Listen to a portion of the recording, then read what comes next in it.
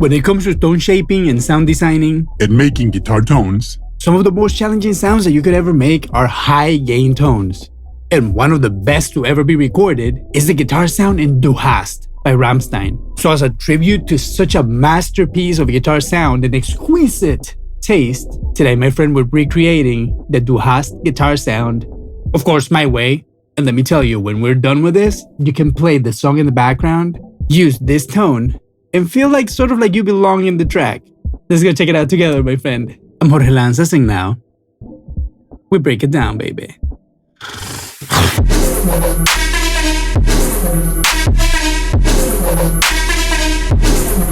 Alright, my friend, thank you so much for being here once again in another video. And as usual, remember to like, subscribe, and do all those cool little things that we like to do on YouTube so that you and me can stay in touch with each other. Alright, but like I was saying in the intro, today we're making one of the hardest sounds to make. high gain tones. And it's just think about it. You're asking for definition, clarity, punch, weight, heaviness, bass, treble, all those things for something that essentially to begin with is Just noise. Imagine trying to get all those things from like this kind of noise that you can see in like an old TV with no signal. Sounds pretty complicated, right? And this thing today might become like a series of videos that I might make where I try to actually like faithfully recreate a sound, not by historically like pictures or like documentation, but with my ear. Now using some of the family of IK multimedia products like Amplitube and TONEX, taking advantage of the special occasion that the Angle collection just dropped last week. We're gonna kick this off making the Du Hast tone by Rammstein. It's poetic, German music, German amps. I'm not German, but here we are. Let's stop the talking, get to the rocking, and grab a guitar. Today, my friend, we're going to be using my PRS SE Custom 2408, mainly because we have like what I would consider sort of like a regular sort of pickup. The bridge pickup that we're going to be using today, it's rated, I think, maybe like a 9K. I'm sure Jorge put it somewhere on the screen for us. And I want to say that there's a ton of humbuckers that are probably going to have something similar. So that's why we're using this. But also, my friend, this would be a great moment for you to go get a great set of headphones, speakers, AirPods, whatever you feel comfortable listening to music so that we can have a meaningful conversation in the comment section down below. All right, let's do this. So here we are in Amplitude 5, my friend, and as you can see, we have loaded not 1, 2, but 3 amps today. And I want to say that the last time that I did a tone like this with multi-amplifiers, I also used 3, right? So it's kind of like a trend, I want to say. But today, we're using 3 monsters of high gain. The Angle Powerball Mark I from the New Angle Anthology Collection 1, or TONEX. And we have also an Angle Savage 120, also from the TONEX app. And then last but not least, almost like Regulation, Mesa Boogie Dual Rectifier, right? But not just that, I want to say that the guitar sounds in the records have to have been Angle and Mesa, maybe Diesel. Doing a little quick web search, I found that that's kind of like what he was using it around that time. But maybe you know better than we do, and you can let us all know in the comment section down below so that everybody can read you. But more importantly, we always have like some sort of processing in the master and some sort of like pre-processing. So let's just stop the talking, get to the rocking, and hear some sounds.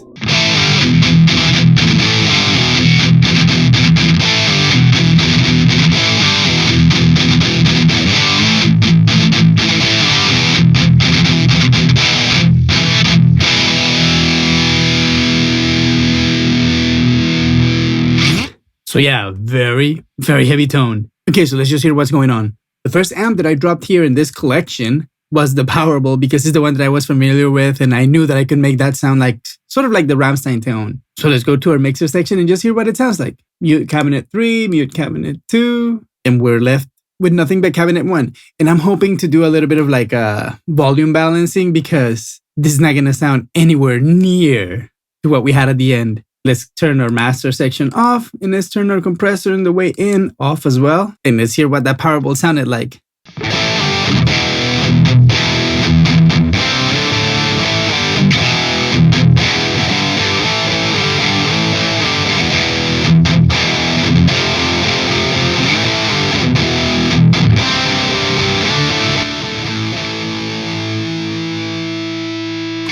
Great sounding. I love the sound of an Angle Powerball. But of course, I felt like it was lacking a little bit of aggression. I mean, the first thing that I felt, it was like, is it lacking a little bit of gain? But then I realized that no, it wasn't really gain what I was missing. I'm missing other frequencies filling up the spectrum. So of course, the first thing that I did is like, notice that the buttons didn't work really, like the knobs, like they don't have like selections or anything. And if you touch them, they don't do anything. But if you come right here to this little icon on the left, you can bring this little chain up, and that basically is like exactly what you're looking at right here. And so I basically tweak the EQ settings to what you're hearing right now. Most notably, what I think like you should be paying attention to is like the mid frequency and the treble frequency where they're hitting, and try to maybe like start around like 1.5K on the treble frequencies. What am I at? Yeah, 1.4. And then on the mid frequencies, like around maybe 400, 450, 440 in this case. And then of course, like sweep it around and choose the frequencies that are offending you with your guitar and the kind of tone that you have in mind. Then of course, manipulate your bottom and your top with the presence and the depth knob. Then if you're using high gain monsters like this, very crucial is going to be to have this noise gate. Let's hear what it sounds like without it. You don't want to have that sound, so you just put that little noise gate there and very effectively you're just fixed. And then I am using the match cabinet that the TONEX preset comes with, and the Angle Powerball that I got right here is the Scoop Rhythm high gain tone with the Angle E412 vintage, which sounds really good. Honestly, when I was trying to do cabinet matching with the cabinets in Amplitube, I wasn't feeling as much of a benefit as I usually feel. So I want to say that maybe I used everything like just matching. Let's see. Then, of course, since I felt like they were still lacking something, sometimes I would probably go to like an overdrive or something like that to get a little bit more distortion, a little bit more of a kick. But this kind of tone, I don't hear that pedal anywhere. Because I feel like every time you put a pedal in between your guitar and the amplifier, especially when you're trying to do high gain, there's something about the size of the guitar that just starts compressing in that little pedal. And something about the expansion in that particular song, and if you can go hear it right now, you'll notice that there's like sort of like a top end and bottom end expansion that when you use a pedal, the first thing that it does is restrict those, right? And so I felt like we didn't need to do that. So of course I just brought another amplifier, the Angle Savage 120. Which lately I've been really enjoying. I want to say that it's kind of like overtaking the Powerball space because these Savages are sounding so good. In almost every occasion that I come to use it, like the cleans are great, the distorted are great. So yeah, pretty sweet amp. But in this case, it's really like taking a little bit of a backseat. I'm going to show you what I'm doing with it.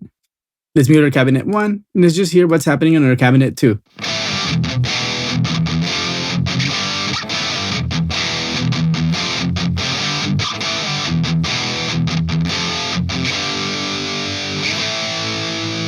So yeah, basically just a little bit of like the sizzle and a little bit of the tone. Let's see what's happening in the amp. You can see that I left the bass at mid, whatever, but I took all the mid-range out, absolutely all of it at 367 hertz. But that's just ballpark. Just like use your ears and see what's good, And then the Q, I used it like the narrowest I could. Then treble frequency. In this case, I went all the way to like 2.3 kind of. And as you can see, the presence, it's all the way up. Then, of course, your trusty noise gate again. And in this case, the preset that we're using for the 120 is the Savage Rhythm High Gain. Again, with the E412 vintage. Let's just hear both of them combined and notice like the volume. In this case, that second cabinet, I'm on -20. And the first cabinet, I'm -6 pretty much. Let's hear them both together. Okay.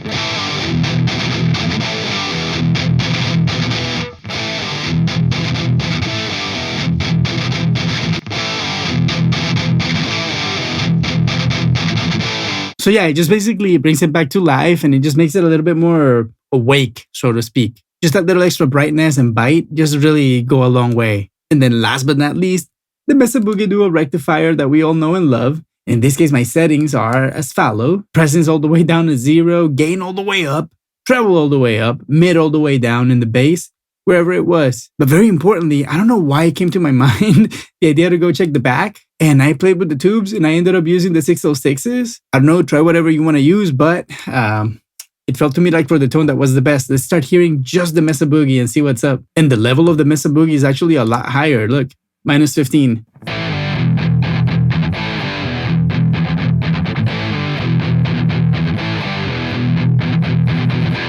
A lot of body, right? A lot of body and a lot of like content to the chord.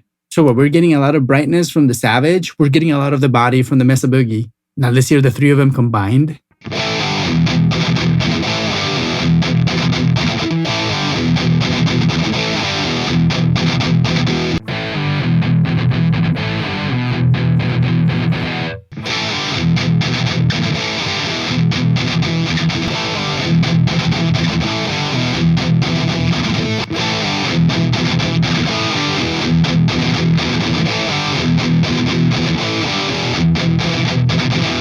Again, we're starting to get really, really close. And maybe just like a guitar tone to like play around and have fun, it's already satisfying enough, and maybe you just want to put a little bit of an overdrive in front of it and that would be it. But when we're trying to recreate the sound of the song, we kind of like get a little bit more picky, right? So now that we have a nice high gain tone, let's start to get closer to the record. And if you're liking this episode so far, make sure that you let me know in the comment section down below. And while you're there, remember to like, subscribe, and do all those cool little things that we like to do on YouTube. And enjoy this little bossa nova, my friend. I hope your day keeps getting better and better and better. Alright, let's keep going. Okay, so now that we have pretty much all the frequencies covered up and it sounds pretty good, I want to say that the thing that is still missing, it's a little bit more high gain. In this case, since we already talked about that, I don't want to have a distortion before the amp. I want to have the amps give me the distortion that I need. So what I'm using today is the compressor Y2A included with the Amplitube collection. Let's hear it.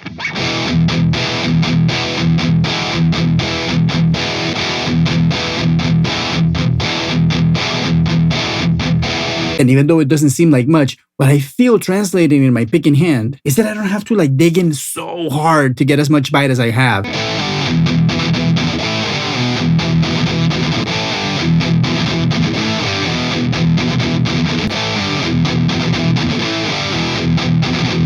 But also the byproduct of that is that it sounds a little bit more cohesive and a little bit more posh. But if you wanted it to sound a little bit more raw, why don't you just keep it without the compressor? Or, pro tip of the day, if you just want to get a little bit wilder and you just want to push the front end, just hit the output a little bit harder and you'll get a little bit more distortion that way. But more important than any of those things, and if you've seen any of my videos in the past, you know that it's going to be the master section, where I tend to bring the big guns and do all the heavy lifting.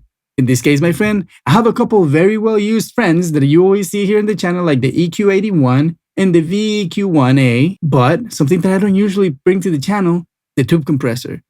Let's see what we're doing here. Let me start by turning everything off, except the EQ81, which as you can see, is doing a little bit of gain staging to begin with, because we already have a pretty hot signal because we have 3 amps that we're pushing, so we're compensating a little bit, but more importantly, I'm cutting the very extreme lows and the very extreme highs. And the reason why I choose 82 is because I'm tuned to E standard in this guitar, and like the lowest note is probably going to be like 80 something. And I don't want to have any more of that just like clouding my guitar tone.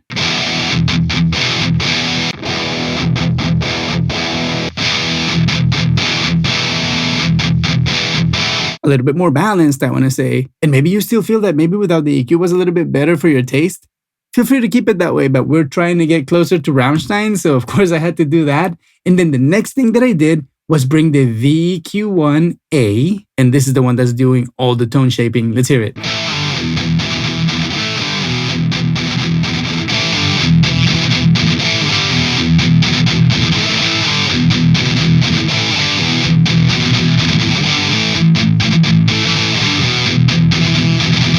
So there you go. This is the guy that's doing basically all the work. Or that's what it looks like. But the fact is that you have to massage all the tone first. So by the time you bring this monster and you just want to add a little bit of top end and a little bit of bottom, your mid-range is already sounding the way you wanted it. Compression is right. Distortion is right. Your microphone is right. So just that little sweetening detail in the end makes everything that much better. Let's hear it with and without both EQs.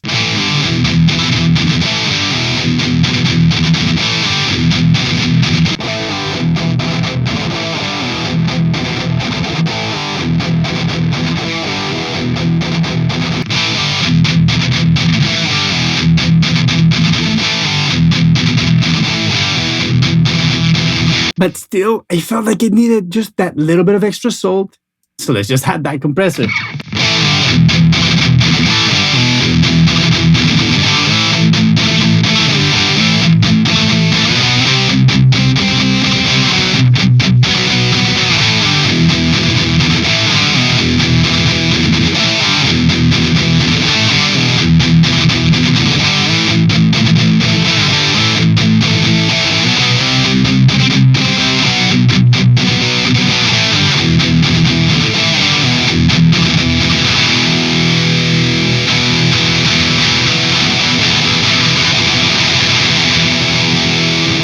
Right, my friend. And on that note, let's go get a few conclusions.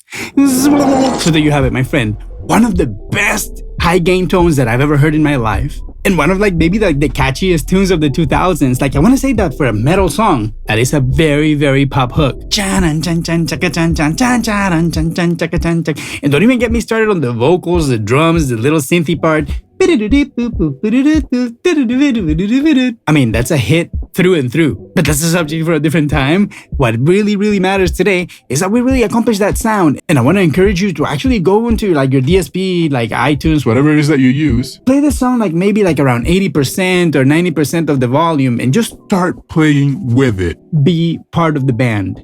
And let me know what you thought. But for now, my friend, this video has been long enough. And if you stayed here till the very end and you want to show me that you're a real one, please comment picky in the comment section down below so that I know that you stayed till the very end because you really care about your tone. And of course, for everything else that you want to let me know, go to the comment section down below. And while you're there, remember to like, subscribe. If you can financially support me, smash that super thanks button. I thank you so much. And if you have some more time to watch another video, go watch this one right here, my friend. I'll be waiting for you right there. All right, see you soon.